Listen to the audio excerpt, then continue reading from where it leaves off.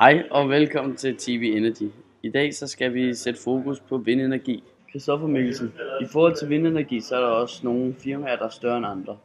Hvilket er de største firmaer i forhold til vindenergi? Altså Danmark er det førende land inden for produktionen af vindkraftværker. Det danske firma Vestas er verdens førende producent af vindkraftværker.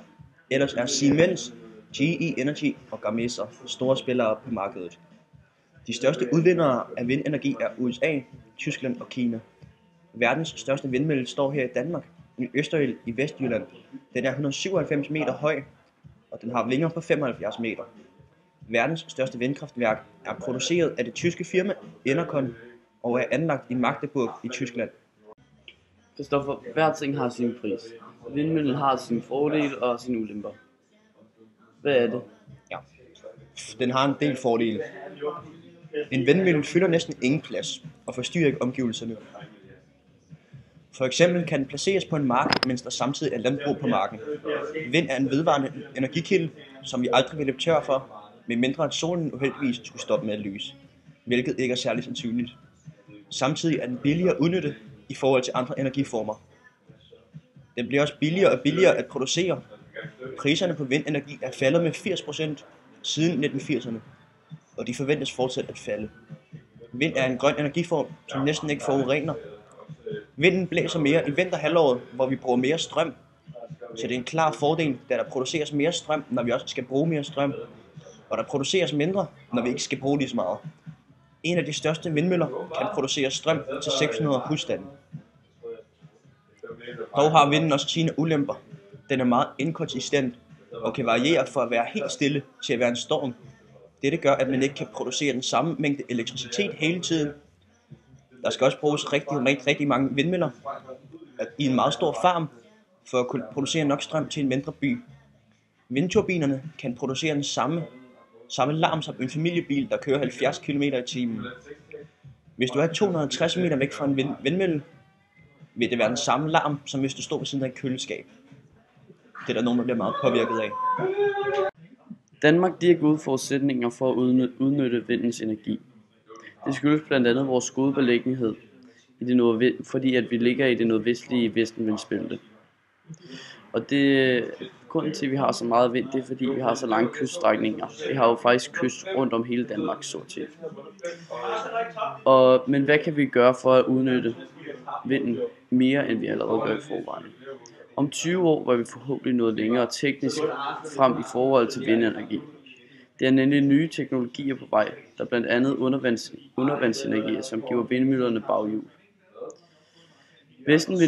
Vestenvinden den danner en stærk understrøm, og undervandsenergien den fungerer meget stærkere end vindenergien. Og det er fuldstændig samme koncept, bare det er vand, der driver bladene rundt i stedet for vind. Hej og velkommen til anden del af TV Energy. Vi er nu rykket udenfor og har mega koldt. Med til studiet i dag, hej Karl. Hej. Så Karl, du skal fortælle os om, hvordan en vindmølle den er opbygget, og hvad der er i den. Man begyndte jo at lave vindmøller, fordi at man skulle kigge meget grønnere på en energi. Danmark er et af de førende lande for vindenergi, fordi at vi har så mange vindmøller, som vi har, på grund af den vind, der er heroppe i Norden. For at vindmøllen dur, så kræver det, at der er rigtig meget vind. Og fordi der skal være meget vind, det er fordi, at vindmøllen skal både kunne drive sig selv, samtidig med at den skal kunne levere energi til andre energikilder, såsom almindelige huse. Så altså den primære funktion er, at den skal kunne drive sig selv, samtidig med at den giver energi videre. Og Karl, for at forklare, hvad der er inde i sådan en vindmølle, så skal vi lige se på det her billede, der kommer her. En vindmølle er bygget op som en mini-energistation inde i selve turbinen. Bag bladene, så kan I se den første generator, som er den lille af. Den tager vinden og sørger for, at vindmøllen selv holder sig i gang. Den anden del af vinden bliver suget ind til den blå generator, som omdanner vinden til energi til vindmøllen og til andre energiformer, som energi til huse for eksempel.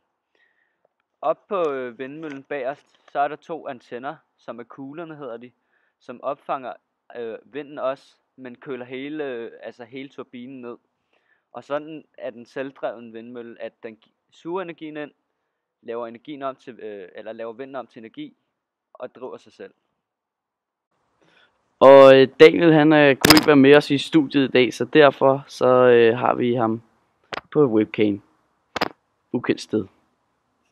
Når vi snakker om energi, så har vi altid en energikilde, en energimodtager og en energioverførsel. I vindenergiens tilfælde, så er vinden energikilden, vindmøllen er energimodtageren, og vindmøllen er også energioverførslen. Når vinden kommer og sætter gang i vingerne på vindmøllen, så skabes der energi, og den er en roterende mekanisk energi.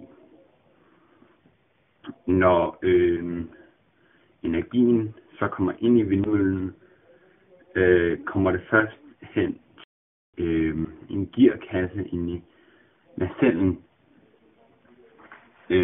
hvis job er at lave den relativt langsomme omdrejningshastighed fra vingerne om til den meget høje omdrejningshastighed for generatoren, som det så bliver sendt videre til bagefter. Og her bliver det altså lavet til